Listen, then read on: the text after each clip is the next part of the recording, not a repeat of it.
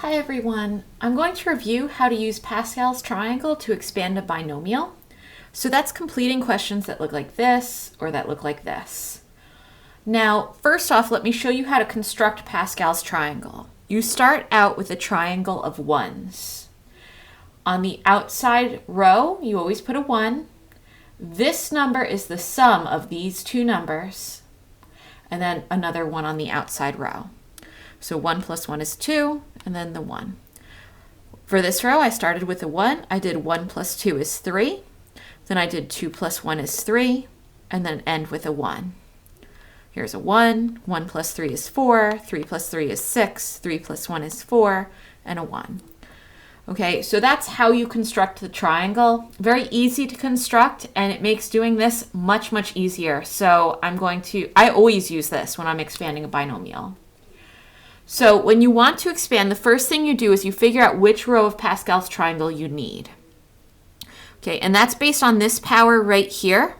That 4, I'm going to look for the one that has the 4 along this next row, the second row.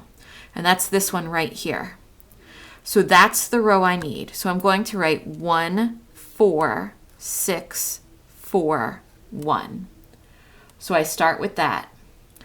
Then I'm going to take this first term, and it says use descending power. So I'm going to start at the 4th power and write y to the 4th. Then I'm going to write y to the 3rd, then y to the 2nd, y to the 1st, and y to the 0 power is 1. And I like to write in the 1. Next, I'm going to put the -3 as my second term. And it's going to be ascending powers. So that means I start at the 0 power and count up to 4. So -3 to the 0 power is 1. -3 to the first power is just -3. -3 to the second power is +9, because -3 times -3 is +9. -3 to the third power is 27.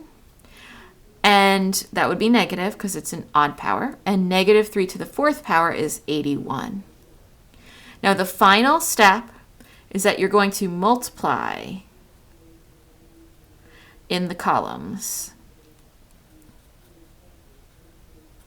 So I'm going to work in columns here.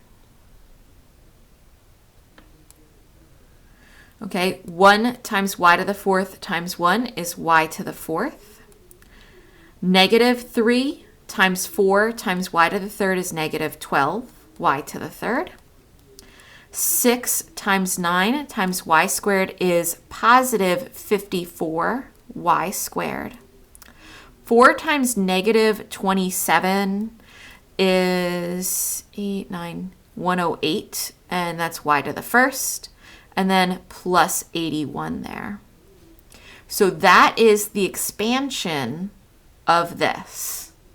Now I'll show it to you again. This one's a little more complicated because I have this 4x here instead of just a plain x, but it's going to work in the same way. So again, I'm going to start by getting the row of Pascal's triangle. So that's 1, 3, 3, 1. And I chose it based on this exponent. It's the one that has the 3 in the second row. That's this guy right here. Okay. Then I'm going to take my first term. I'm going to start at the 3rd power. 4 to the 3rd power is 64, and that's x to the 3rd. Okay, because this whole thing is raised to the 3rd power. Let me just make sure. 16 times 4. 6 times 4 is 24. Yep, that was 64. Just checking my math. Okay, and then 4x to the 2nd power. 4 squared is 16. X to the 2nd. 4x to the 1st power would just be 4x, and 4x to the 0 power is 1. Then I'm going to do my 5, and I'm going to start at the 0 power. 5 to the 0 power is 1. 5 to the 1st power, 5 to the 2nd power, 5 to the 3rd power. And again, I'm just going to multiply in the columns. So 1 times this is 64x cubed plus 3 times 5 is 15, and 16 times 15 is, let's find out, 6 plus 8 is 14, 240. Okay, 3 times 4 times 25, that's 300. X, and then plus 125, and that's my answer. Okay, so that's how you expand a binomial using Pascal's triangle.